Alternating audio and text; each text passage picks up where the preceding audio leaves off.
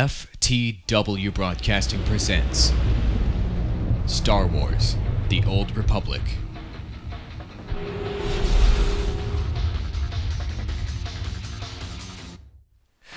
Boom! SWTOR FTW is back. Hey, what's up, everybody? It's AWOL from FTW Broadcasting, bringing you coverage of the Friday update on SWTOR.com. You should be logging in every Friday to the site. Link in the video description below. I log in every Friday, if not every single day. I don't know if you've noticed our channel, but we're getting up towards 20 videos now on this game, and I'm going to continue to pump them out, and I want to give you coverage of this article, A Path to Success, Maps and Their Making. I was like, oh, I was hoping to be a trailer or some kind of badass gameplay video, but I'm actually very happy with the article as it gave tons of interesting information about maps and all the different elements of the game therein. So let's check it out right now, and I'm going to give you a summary of this article, link in the video description below to this article. I'm going to give you a summary with all the pictures and interesting stuff, but if you want to read it yourself, just go to that link in the video description. At the beginning of the article, they just explained that their design team loves metrics, and they're pumping the numbers when making decisions about this game because they have millions of potential subscribers and one of the largest worlds out of any MMO ever created, so they need to have numbers to back up major decisions. So what they've done during beta is sampled of the user interface parts, which are the most popular and which are used the most. They took a look at character sheet, inventory, crew skills, windows, and all the others, but what came out on top was the world map as being used more than an order of magnitude than the others, used way more than all the other screens, so they know they need to place a lot of emphasis on making sure this map system is really solid. So what they've run into is 3 problems right out the gate. As they know, navigation is really important in any game, and the first problem that they ran into that they needed to tackle when you start out on your origin world, it's actually fairly small. Generally, origin world starting areas are small, easy to navigate, so that you can quickly learn the game and so that you don't quit because the game is too difficult right out the gate. So, the problem here is that once you go to the other areas, some of these are 5 to 6 times larger than your home world, as these areas are going to be some of the largest in any MMO. They have to tackle that problem, and they will explain later in the article how they will do that. The second problem is that Star Wars is a science fiction setting, which means you're going to be in buildings, compounds, spaceships, space stations, all over the place, inside areas, outside areas, space areas, dungeons, that sort of thing. So they need to find a way to make you seamlessly move about the world. They explain their solution later on. I like their solution to that actually very much later on. And the third issue is that their world's content flow is in constant flux when they're designing this game. So planets are like scaling to half as big to twice as big on a regular basis. Areas are getting bigger and smaller as they move along, as they continue to develop the game, and they can't have their artists sit there and redraw a map from scratch every time they change something during development. So they've come up with this new system, which is highlighted right here, making a map automatically.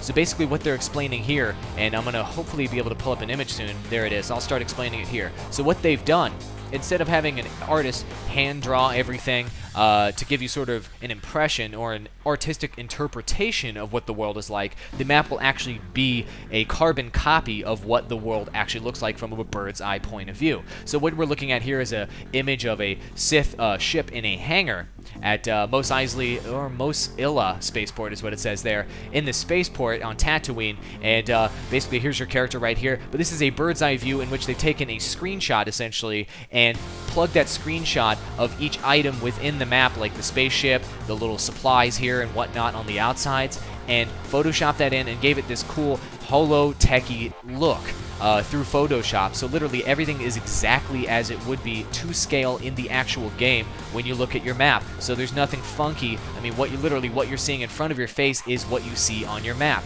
Let me elaborate a bit more with these pictures down here. So they show you an example. You are a Sith warrior walking around the planet. You see head statue 1, head statue 2, and no head statue 3 in front of you. And then what they've done with the world map to make it seamless is they've taken a bird's eye view, as I mentioned a moment ago. Here's head guy 1, head guy 2, and headless guy 3. And see all the details here in the map? All these statues, these are all to scale exactly as they are in the actual game. So it'll make it so much easier for you to navigate about and understand what these objects are when you literally are seeing them in front of you. Very, very cool system there. And I like that a lot. And this is making it a lot easier for them to update the map as they go further. As patches come out and as areas evolve, they will be able to quickly update because they can just take a screenshot of something, Photoshop it to make it look cool, and then plug it in the game rather than having an artist rendering. So maps with a mission is the next part, and basically they're trying to explain how they're going to make it a lot easier for you to get from mission to mission.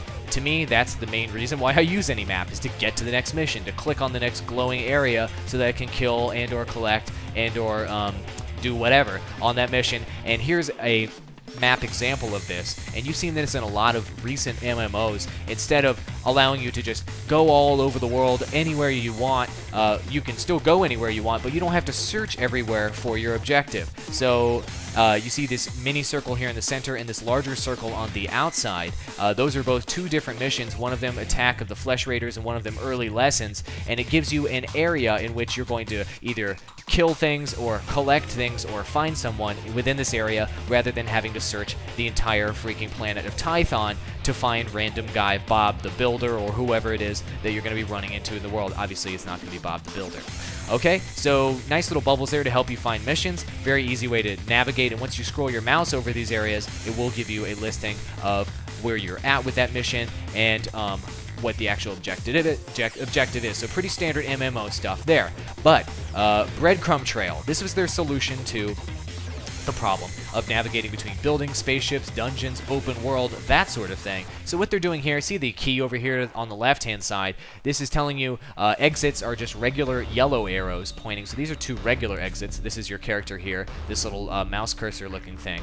And exits with a mission are the ones with green arrows. So the green arrow tells you go to green arrow to complete or to go towards your mission. So on the next image they provide, it shows an example of once you scroll your mouse over this, it tells you which missions are out that exit. Very, very nice. And one thing I'd like to show you here, check out the little mini world map down here in the bottom right. So even though you're inside this little Jedi temple area, you can actually see where you are relative to the entire world of Tython here, and it looks like there's a drop-down menu where you can select other maps as well.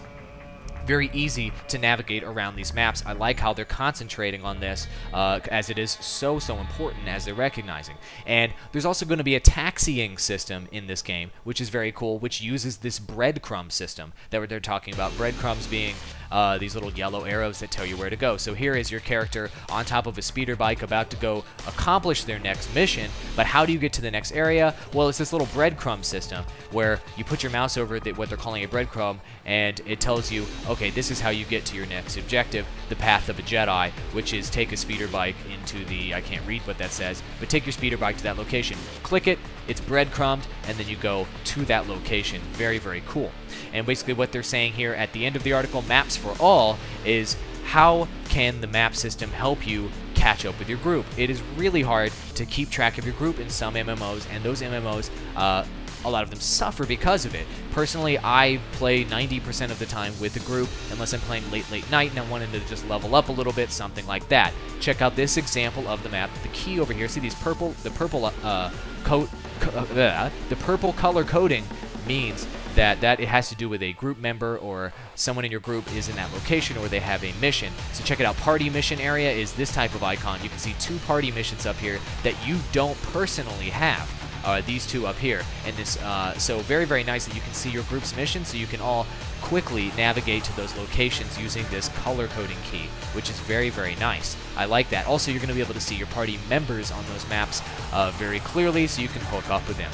So showing the way, another quick feature here, which you've seen in a couple recent MMOs, but I'm glad they're putting this feature in. All right, so you pull up the world map overlay, and you're taking a look to see where you need to go. You're kind of turning left and right, pointing your little arrow icon in the right direction, and then once you start running, the user map goes clear. It goes clear so you can continue to see where you're going while you're running forward, and the map is still up, making it just another layer of easy navigation through the Star Wars universe. So that's the end of the article. Thank you very much to Damian Schubert, Principal Lead Systems Designer. Very good, very promising look so far on all these maps. Check out this article in the video description below. So, if you guys want to continue to keep up with this game and keep up with our videos in the future, click up in the top left-hand corner to check out our previous episode. Click up in the top right-hand corner to check out our next episode. And as always, I've got a playlist link down there in the bottom right-hand corner, that green link. I do ultimate walkthroughs. I do Friday updates. I'm going to do strategy videos. We're going to have in-game footage. We're going to be covering every aspect of this game moving forward up until release and once the game's actually released. So check that out as your ultimate video resource for this game. Click in the bottom left-hand corner to subscribe. My cat is going nuts over here. I don't know if you can hear her on my microphone. Click in the bottom left-hand corner to subscribe to our channel, and I'm going to pull up our banner for our YouTube sponsor, who is mensclothing.org, and just click that link in the video description below. They are allowing us to buy a new microphone for Danny, to put this cool music in the background that you're hearing right now. So click their link to support them. You're supporting us, and that's just a cool FTW fan. Thanks, guys, for supporting us. All right, thanks for watching this update video, everybody, and I will see you in the Star Wars universe.